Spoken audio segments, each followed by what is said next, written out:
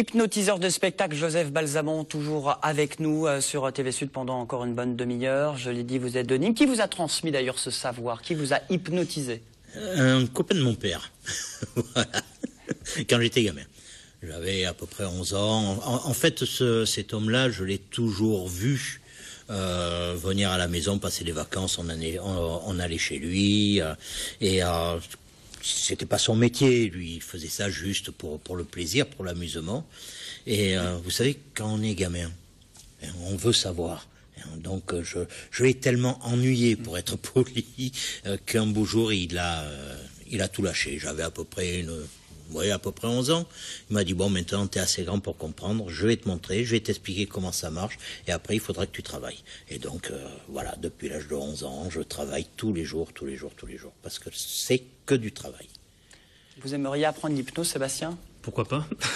Il est plus dans son jazz, lui, hein, dans son univers. C'est ça. Bon, on va en dire un mot encore sur cette belle soirée, mais sur votre festival, vous, c'est au Vigan. C'est la semaine prochaine. Oui, 12 et 13 avril. Samedi, dimanche, 4e édition. Sébastien Gabriel, directeur de l'association de jazz à Genasse, qui est un festival à Genasse au mois de juillet. Donc on a un festival en été qui aura 20 ans cette année, et on a une saison depuis 13 ans, avec plein de concerts en région, donc dans le Gard, dans l'Hérault, et depuis quelques années au Vigan, avec un festival, notre deuxième festival de l'année du coup, qui en est à sa 4e édition pour 2013. Alors là c'est sous chapiteau, oui. Hein, il reste de la place, avec notamment le Quartetto Gardel, c'est une soirée hommage, ce sera le 12, hein, le samedi. C'est ça, c'est un hommage à Carlos Gardel proposé par Lionel Suarez, un accordéoniste au talent incroyable et qui est très très connu dans le milieu du jazz, mais pas que. On le voit aussi dans la variété et dans les musiques du monde. Et il nous propose un projet avec 3 grands talents à côté de lui, Minino Garay, notamment percussionniste argentin, assez connu, Vincent Segal au violoncelle et RL Besson à la trompette. Et c'est un projet qui a pas de disque, qui a pas d'album, et ça se joue entre 4 et 6 fois par an. Donc c'est un peu une occasion exceptionnelle de le voir au Vigan le 12 avril. Et ça, c'est des contacts que vous prenez un mois avant pour faire venir, par exemple Plus qu'un mois avant. Là, ça fait 6 à 8 mois que nous sommes sur la programmation du Festival du Vigan. Et même parfois, je me rappelle, au mois d'avril dernier, en 2012, on pensait déjà notamment à Tania Maria qui sera là le samedi. Alors justement, le samedi, alors Tania Maria, c'est une diva du jazz brésilien. Oui. Tout à fait. C'est elle, on va dire. C'est même presque la tête d'affiche de votre festival. On a Paolo Fresu quand même qui sera là la veille, le vendredi, en deuxième partie de soirée après Quartetto Gardel, qui est pour nous et pour beaucoup un des trompettistes les plus talentueux depuis quelques années, depuis de nombreuses années sur la scène internationale. Et donc le samedi, oui, ça sera Tania Maria qui sera un peu notre tête d'affiche, mais on n'a pas vraiment de première et seconde partie, c'est plutôt 2 concerts à chaque fois. Tania Maria sera à 20h30 et Sandra Nkake sera ensuite à 22h pour la conclusion de ce festival. Alors samedi, il y aura également une diva aussi, une voix puissante, Sandra Nkake. C'est ça, qui est victoire du jazz 2012 et qui a un dernier projet très très funky, rock, on sera dans plein d'univers différents pour finir, on l'espère, en beauté et en fête, ce 4e festival du Vigan. On dit que c'est une ovni du jazz, Sandra Nkake. C'est ça, c'est vrai que son style est très très mélangé de plein de choses, donc on découvrira ça sur scène, c'est un vrai show.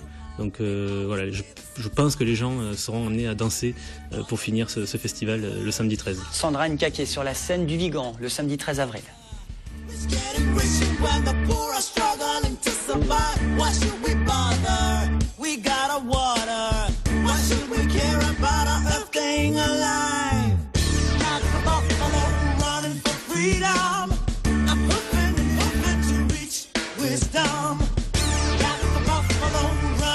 Freedom, I'm hooping and hoping to reach wisdom. Get up on your feet, stand up for the truth.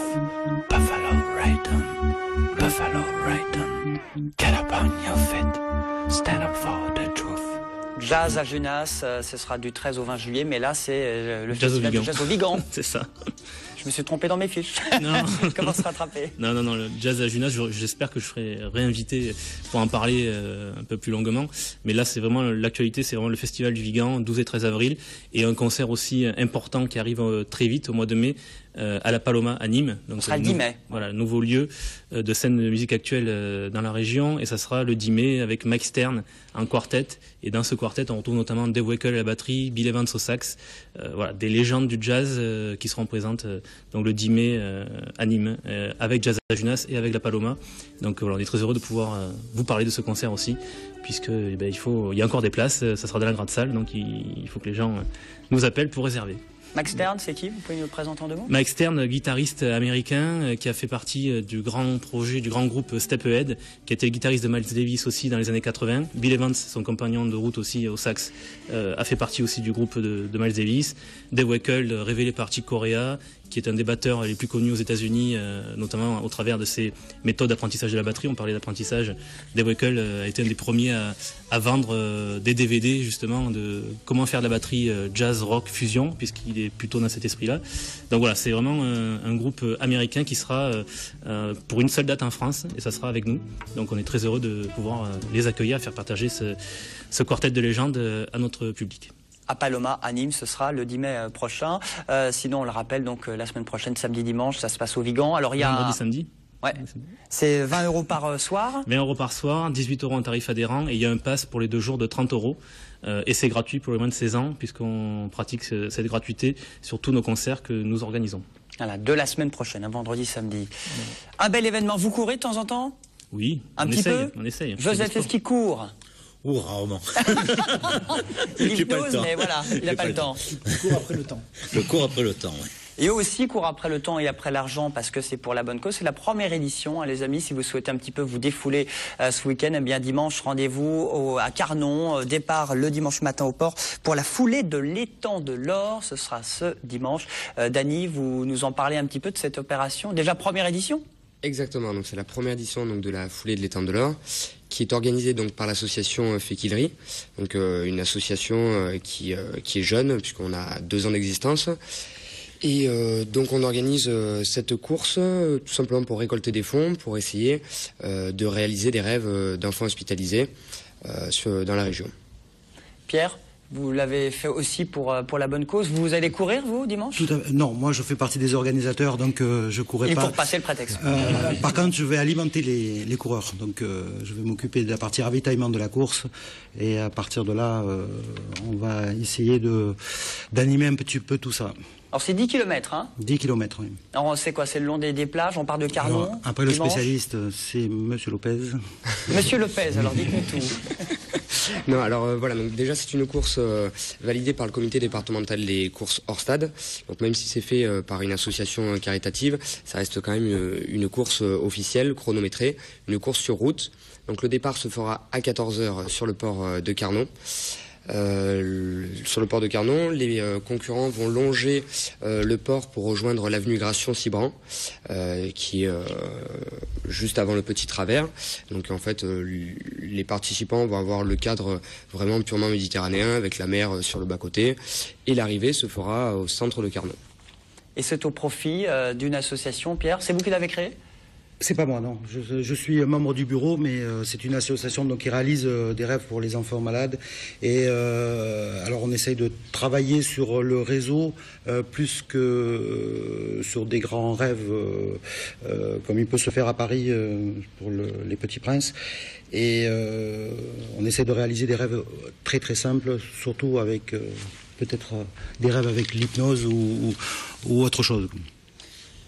Joseph? Oui, ce que vous dites m'interpelle parce que pendant de très très longues années, avec quelques amis artistes professionnels et amateurs, nous faisions à peu près tous les 1 an et demi une grande soirée musicale dans le Var au profit de l'association Arc-en-Ciel, qui sont une association montée pour les malades, les enfants malades de l'Archer 2 à Nice, et en récupérer des fonds comme ça. Alors si vous avez besoin de faire un spectacle pour cette association, puisque ça touche les enfants, c'est pour amener du rêve aux enfants, vous pouvez m'appeler quand vous voulez, je trouverai toujours une date pour venir vous offrir un spectacle. C'est gentil. Joseph a bien fait de venir. Oui. Hein? Bon, il reste de la place, on vient directement s'inscrire, enfin un certificat médical, comment ça se passe? Voilà, donc c'est vrai que, étant donné que c'est une course officielle, il faut obligatoirement fournir un certificat médical et avec une pièce d'identité. Les inscriptions sont disponibles sur le site de l'association Fait-Killery, fait-killery.org. Et ensuite, le jour même, donc de midi jusqu'à 13h50, les participants, les personnes qui sont intéressées, peuvent venir directement à l'ancienne salle polyvalente de Carnon pour s'inscrire. Foulée de l'étang de l'Or, c'est dimanche à partir de 14h et on l'a dit, c'est donc pour la bonne cause. Un petit peu de Zumba pour terminer cette partie. Vous savez ce que c'est, Joseph? Oui, tout à fait. Il m'arrive d'en faire un petit peu parce que vous savez, vous faites de la Zumba?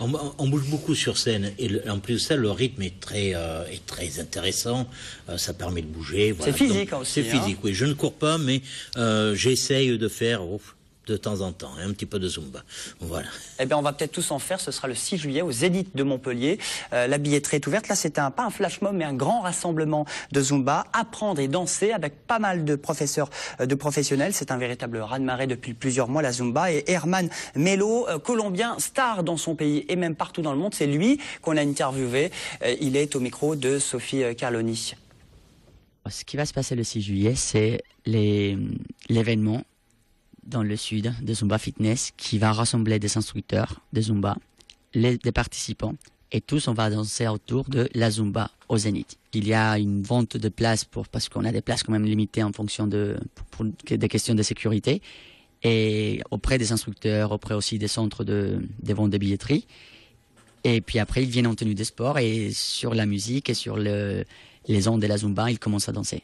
On va faire le gros cours de Zumba, le spectacle, avec des artistes, des musiciens, des danseurs sur scène. Et puis tout au long de 2h30, non-stop.